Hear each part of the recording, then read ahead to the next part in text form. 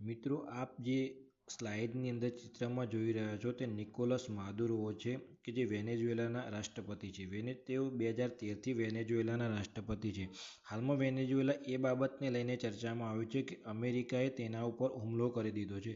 પરંતુ આપણે વેનેઝુએલા દેશ વિશે જાણીશું અને જે બી સંક્ષિપ્ત માહિતી છે હું તમને આ વિડીયોની અંદર આપવા માટે પ્રયત્ન કરીશ. ઉપર જે ચિત્રમાં દેખાય છે તે વેનેઝુએલાના રાષ્ટ્રપતિ નિકોલસ માદુરો છે. મિત્રો ઉપરના નકશાની અંદર એ વેનેઝુએલા દેશનો નકશો છે, બરાબર.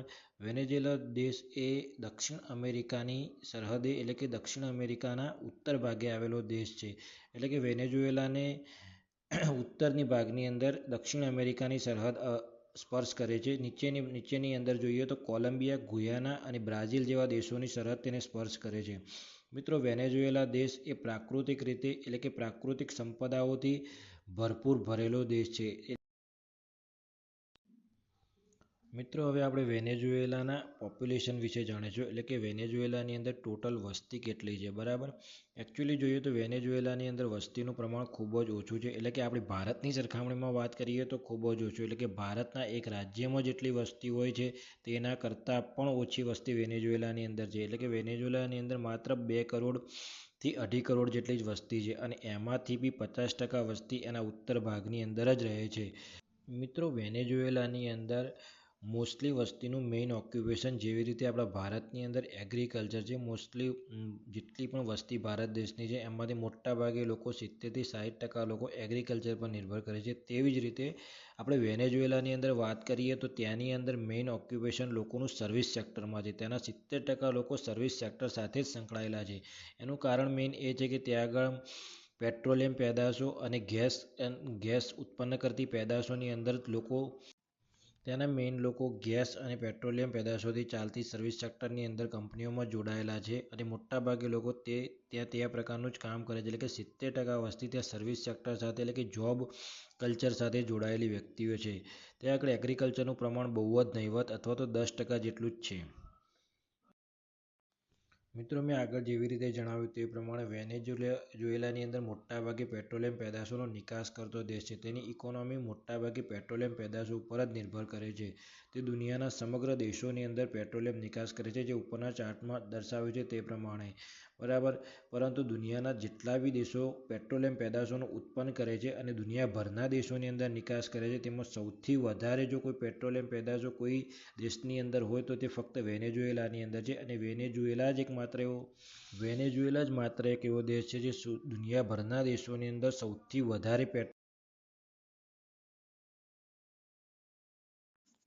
મિત્રો તમને જણાવ્યું તે પ્રમાણે વેનેઝુએલાની અંદર પેટ્રોલિયમ પેદાશો સૌથી વધારે થાય છે, બરાબર. એટલે કે તે પેટ્રોલિયમ પેદાશોની સંપત્તિ ધરાવતો દેશ છે. તેની મોસ્ટલી ઇકોનોમી એના ઉપર જ ડિપેન્ડ કરે છે. તો ચાલો અત્યારે એક ઇન્ટરેસ્ટિંગ માહિતી એ આપી દઈએ કે વેનેઝુએલાની અંદર જે પેટ્રોલના પર લીટર એટલે કે લીટર દીઠ ભાવ તમે ઉપર આપણા ઇન્ડિયન રૂપીઝની અંદર જોઈ શકો છો કે વેનેઝુએલાની અંદર જો તમારે 1 લીટર પેટ્રોલ લેવું હશે તો તે 0.01 રૂપીઝમાં મળી જાય છે, બરાબર. આ મળી જાય છે. જે આપણા ભારતની સરખામણીની અંદર વાત કરીશું તો અમુક સ્ટેટની અંદર 95 રૂપિયા, 94 રૂપિયા અથવા તો સ્ટેટ વાઇઝ અલગ અલગ ભાવ ચાલે છે, બરાબર.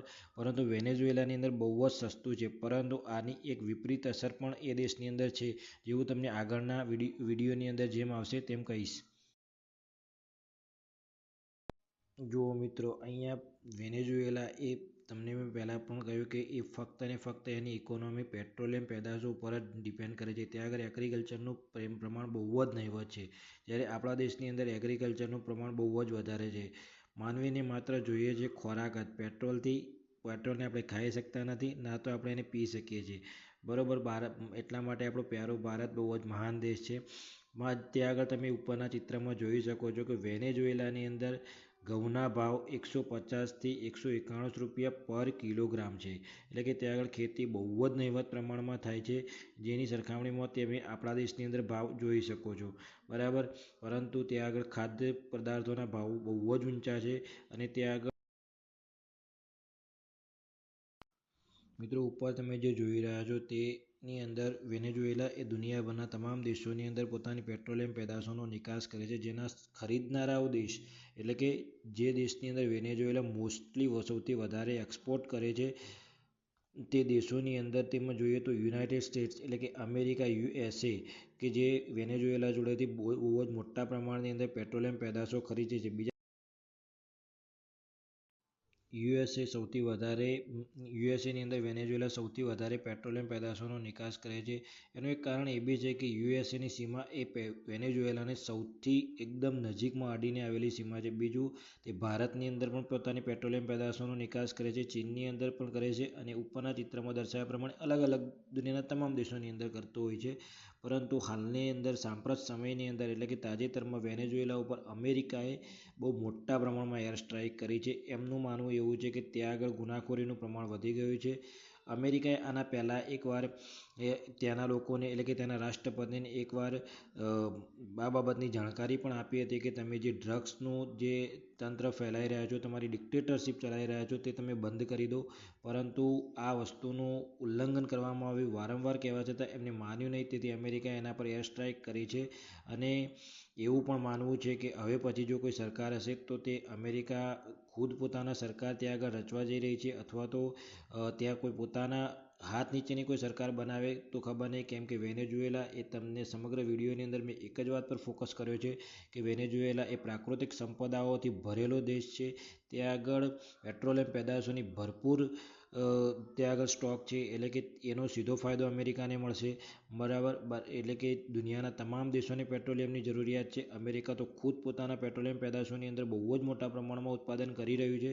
પરંતુ મિત્રો, જો વેનેઝુએલા જેવો દેશ કે જે અમેરિકાના તાબા નીચે આવી જાય તો અમેરિકાને આનાથી બહુ મોટો ફાયદો થઈ શકે છે, અને જેનાથી એ ક્રૂડ ઓઇલની અંદર દુનિયામાં સૌથી મોટો સપ્લાય કરનારો દેશ પણ બની શકે છે.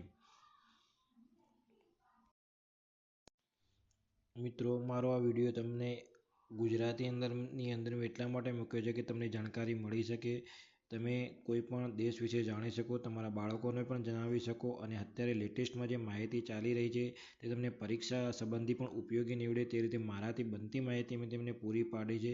તમને રસ લાગ્યો હોય, તમને મજા આવી હોય તો પ્લીઝ સબસ્ક્રાઈબ કરજો, જેથી મને પણ આનંદ આવે અને હું અવનવા વિડીયો અંદર મૂકતો રહીશ. પ્લસ મારા શોર્ટ્સ પણ જોવા લાયક હોય છે તે પણ જુઓ. તમે સબસ્ક્રાઈબ કરો જેથી હું આવા ને આવા ગુજરાતીમાં આપણી માતૃભાષાની અંદર આવા ઇન્ટરનેશનલ માહિતીસભર વિડીયો તમને આપતો રહું.